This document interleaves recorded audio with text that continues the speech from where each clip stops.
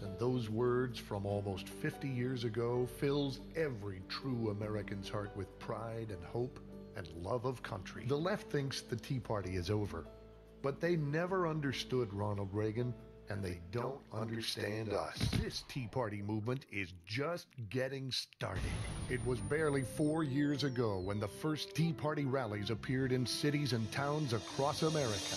And when you voted in 63 new congressmen, 7 new senators, and almost 700 new state legislators and governors from coast to coast, the world knew somebody was stepping up to fight for America and the Constitution. Now, the Tea Party is everywhere, taking part in local politics, choosing the next generation of representatives, standing up to gun grabbers, those who would abandon the Constitution and turn us from citizens into subjects. The TeaParty.net has been proud to be in the middle of the fight, offering the Tea Party a rallying point for encouragement and vital information, and offering you an alternative to the dying mainstream media. TPNN, the Tea Party News Network, online at tpnn.com. Winston Churchill said the destiny of man is not measured by material computations. When great forces are on the move in the world, we learn we're spirits, not animals. And he said there's something going on in time and space and beyond time and space, which, whether we like it or not, spells duty. We fight for ourselves and something greater than ourselves. You and I have the ability and the dignity and the right to make our own decisions and determine our own destiny. Ronald Reagan would be proud of what you've accomplished and excited that America's best days are still to come.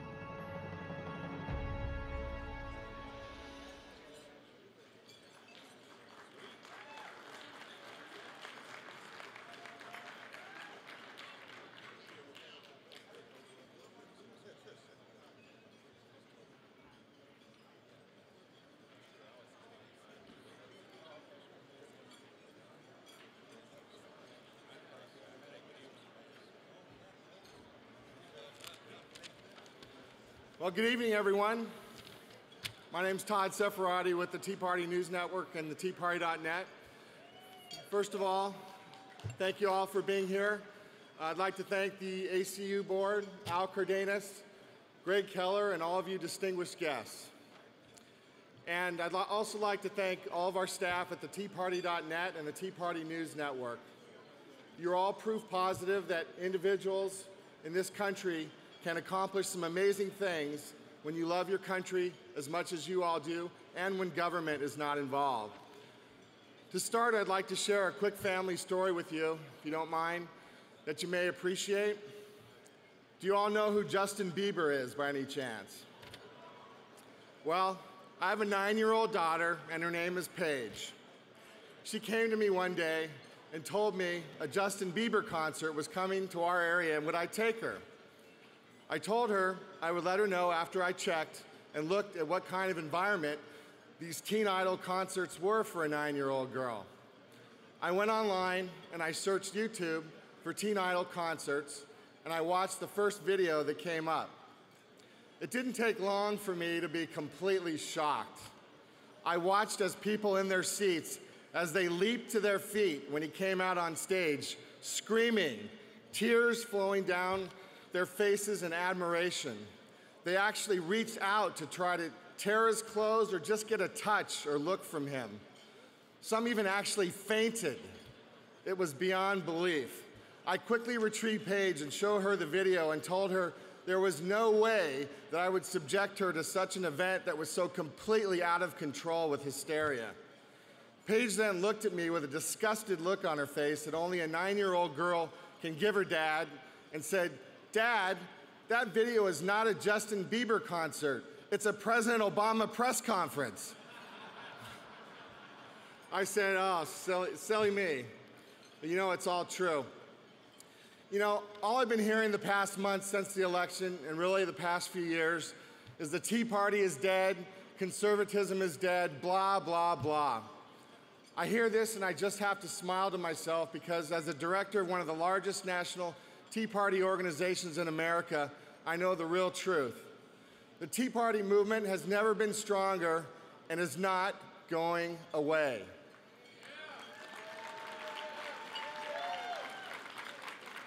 We are at a monumental crossroad now. We either complain, fight with each other, and fold, and let big government socialism continue to shred our Constitution and rights and take over for good, or we unite behind our Constitution and the conservative principles our founding fathers left in our hands to protect. When I hear people complain about losing the presidential election or the negative state of the Republican Party, I like to read a memorable speech given by Newt Gingrich that puts all things in perspective and inspires me to carry on in our fight for liberty every day. It's called Victory or Death. Newt was speaking about George Washington, the Revolutionary War, and how we won against tremendous odds. Newt said, people would want to know, what is it Americans once did, and how is it we became American? On Christmas Day in 1776, George Washington's army had collapsed from 30,000 in Brooklyn in September to 2,500. Less than 1 out of every 1,000 Americans had the courage to be with Washington on Christmas Day. Of that 2,500, 1/3 did not have boots. They wrapped their feet in burlap and left a trail of blood marching the 9 miles to Trenton. Washington decided to cross an icy river at night in a snowstorm.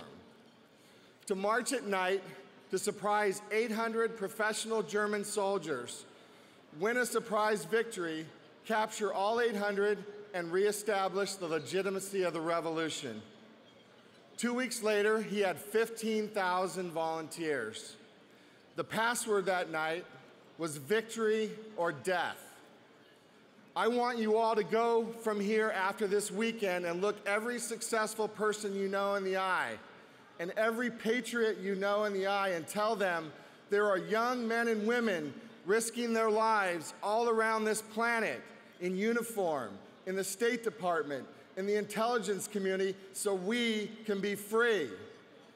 Don't tell me how much you've given. Don't tell me how tired you are. Don't tell me how frustrating this is. This country was created by people who were willing to say victory or death while marching in burlap bags in the middle of a snowstorm. We're going to have to find those people again. We're going to have to run people for 513,000 offices in both parties. We're going to have to isolate and crush the secular socialist left, and we'll have to replace their failed system with systems that succeed. This is work George Washington would have approved of. And this is work you need to take seriously for the next 3 years so we can give our children and grandchildren the greatest, freest, and most prosperous country in history. So what made George Washington and these farmers and craftsmen put down their rakes and hammers and pick up their rusty muskets to defeat the most powerful military at the time? And what made thousands of soldiers charge at the beaches of Normandy against massive gunfire to defeat fascism? And what gave President George W. Bush and our troops the courage and determination to take the war to the terrorists after 9/11 to confront evil in the Middle East, even though the left and the media would crucify them for it? Was it money? Hardly. Our military has the most underpaid job in our country. No. Was it fame? No, our military is often falsely accused of misdeeds during wartime when instead they should be praised, thanked, and honored daily.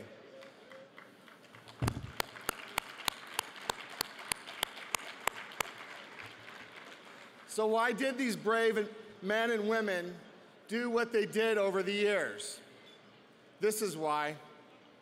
We hold these truths to be self-evident, that all men are created equal, and they are endowed by their Creator with certain unalienable rights, that among these are life, liberty, and the pursuit of happiness. That's why they did what they did, and that's why we as conservatives are going to put our differences aside and unite to save our Constitution and country from tyranny no matter how long it takes. Thank you. God bless you all, and may God bless the United States of America.